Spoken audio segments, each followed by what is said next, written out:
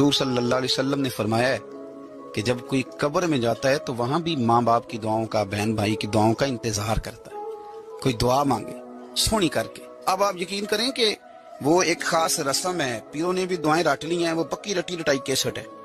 اور قبر پر فاتحہ پڑھنے والوں نے بھی، چونکہ ہمیں تو توفیق نہیں نا کہ ہم کوئی دعائیں دو چار معصورہ دعائیں جو قرآن و سنت میں آئے ہیں وہ یاد کر لیں، تو ہم نے تو ڈیوٹی لگائی ہوتی ہے کہ فلاں صاحب آپ نے دعا مانگنی،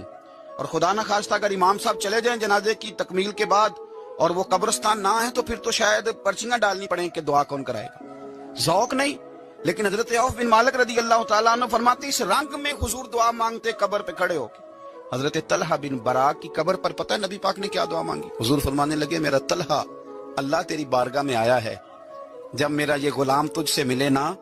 تو مالک یہ بڑا کمزور ہے، یہ بڑا میٹھا ہے، بڑا پیارا ہے، اے اللہ جب میرا طلحہ تجھ سے ملے تو اسے ذرا مسکرا کے ملنا۔